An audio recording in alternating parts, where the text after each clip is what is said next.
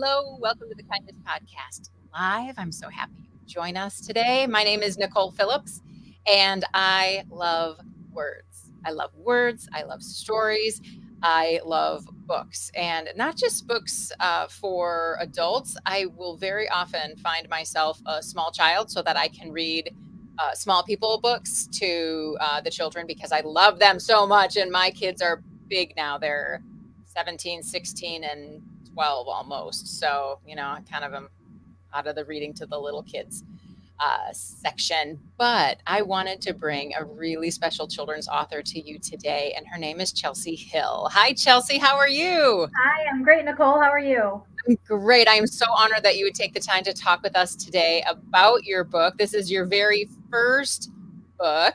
It And is. yeah, but before we get into that, why don't you let people know about you? You're in Indiana and you have a couple of cuties, right? Absolutely. I'm in Northwest Indiana. So we're Indiana, but we're just outside of Chicago. We get Chicago news, time zone, all that good stuff.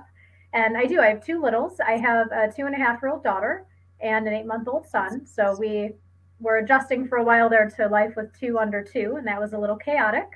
Uh, but it's been great. It's been a fun journey learning all about motherhood and how to juggle two of them with just one of me at home with them. So So tell me, does your 2.5-year-old, is her favorite sentence, I do it myself? well, it's I do it. Oh, I do Or it. it's I Oh, do it. She likes to just I do it. So it doesn't matter. Actually, earlier today during lunch, she said she was cold, and I said I was cold. She says, "No, I cold by myself. I wasn't allowed to be cold with her." So yeah, she is very into being independent. I love it. My Jordan was like that, and now she is heading to college next year at Princeton. As a proud mom, I can say that, Wonderful. right? Yeah, So I guess that independent streak is okay in them. it is absolutely. I love your book. It is called Blue's Unexpected Adventure. I'm going to show everyone, and I love it because it's a sweet, special story, but it's a true. Well, it's based on true Yes, characters, right? yes, So tell me absolutely. about the the story, the legend, let's call it, in Indiana about these two characters. Sure. So I had my daughter. She was born in the summer of 2019. And when she was born, initially, first time mom, I had a newborn. She was actually colicky. I spent a lot of time at house looking for support and backup. And my mother's home is on a small pond with an astonishing number of geese. And that summer, there was one goose in particular that had what I thought at the time was a broken wing. I've since learned that it's a condition called angel wing, which is why the character in the book with the broken wing is named Angel. But I looked out the window holding my daughter at this goose and I felt so sad for it. It couldn't fly. The other geese would leave and it would be by itself. And I was starting to imagine a very sad, lonely life. And then I looked at my newborn daughter and I didn't want to imagine that anymore. I didn't want to tell her about a sad, lonely goose. And I imagined how, as a child, she might look at that animal and look at it with innocence and joy and love and imagine these fun adventures this goose would have and all the other friends that it would meet and make. And I thought, this is the story that I want to come up with for my daughter. And so as I shared that initially with my mother and then some other friends and family, they thought it was a wonderful story with a powerful message and that it was a story that should be shared with others as well. And so that's how it came about. Something about that just gives me just the sweetest chills all over my body. It's this idea that we can really learn from, I think, especially when it comes to kindness and some of the darkness in our world, that it's the lens through which you choose to look. And that doesn't mean Right. burying your head in the sand. You aren't saying, well, I'm just not going to look at that goose because he looks different and it's, disturbing to me. Instead, you're saying maybe what I see and I'm thinking about this situation is quite different than the reality of the situation, which in your book is that this goose angel has many friends and goes on great adventures that don't involve flying. Uh, Right. yeah. So what's your hope for this book? What's your hope for this story? I would love to share this story with as many children as possible, especially in areas or communities where maybe there are children that look or act different, and maybe they're being isolated or not treated the same. But really, just children in general, this book is such a great message on how to share with your children to be kind, to be open minded, to approach others. You might see a child sitting by him or herself at lunch at school. Go sit with them, not because you feel bad for them, but because they're a person and they could be a wonderful friend and they could make your life better. So I really would just love to, the more children that can read this book and learn this story, I think the better. Right, because it is important from both sides, whether you are the one who's felt different or Right. whether you are the one who sees someone and says that person is different. I Absolutely. I want to I'm guessing that this maybe has something to do with the book, but maybe not. I love to ask all of my guests on the Kindness Podcast to share a time, a story of God's kindness, whether it was directly from God or through other people. So, do you have a story of kindness that you can share? I do. You know, it was around the same time frame when we had our newborn daughter, and my husband and I had taken one of our first and limited trips out into the world with her. You know, with a colicky newborn, we didn't do that a whole lot, and we were in a town just a couple over from ours, and decided to go to Burger King for lunch. We were young and trying to be thrifty, and we got into Burger King. We initially came in, we stopped at a table to try and deal with the crying baby, and we were juggling coupons to try and find a way to be thrifty and very happy about it, but still, certainly trying to make things work. And a woman who had been in Burger King walked over to us and she wanted to pay for our meal.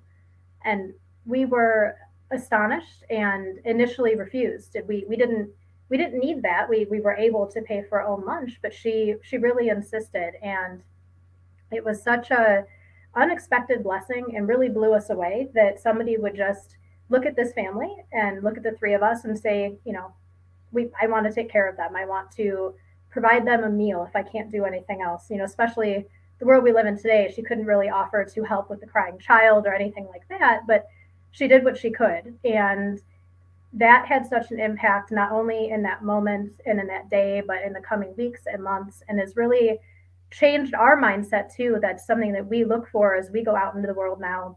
Who is somebody that we could offer a kindness to, whether that is paying it forward in the sense of purchasing a meal or groceries or something like that. But it's all around us. We don't necessarily look for it, but you might see someone like you. Maybe for me, it's another mother with a crying child, or maybe it's someone who doesn't look or feel like you at all. They're different age or part of their life or gender, but if you can offer a kindness, a kind word or an act of kindness, it really can change somebody's moment and somebody's life sometimes. So, another thing that I always ask my Kindness Podcast guests is for a tip that we can implement today that deals with kindness. So, was there one particular thing from that interaction that you feel like this is it? This is the tip people need to implement. Yeah, and I think it's just what I was just saying there. You need to really be aware and look around you at all times for where you can have that small act. And it might be the person behind you in line at the grocery store with one item, or it might be, again, maybe you're in line at Dunkin' Donuts or Starbucks and you're going to pay for somebody's coffee, but it could be as simple as a compliment, or to tell somebody who looks like they're struggling with their children, you're doing a great job, or I understand. That small act of kindness, and not only can it impact them, but you might find as you do that yourself, it impacts you. It changes your outlook on the day and your positivity. So that's the thing. Just keep an open mind, to be looking for those opportunities, because they're all around us. It's very easy to go through your day just thinking about yourself and the burden you have, but we can help others very easily. One of the things I love to say is that the life that we transform with kindness is our own. Kindness isn't about other people necessarily. The one that really benefits sometimes is us, Right. as the giver so much.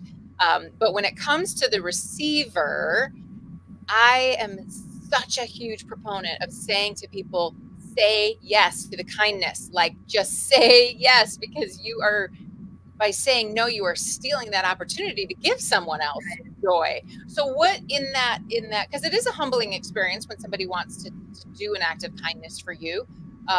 What did you learn in that moment You know, about being a receiver?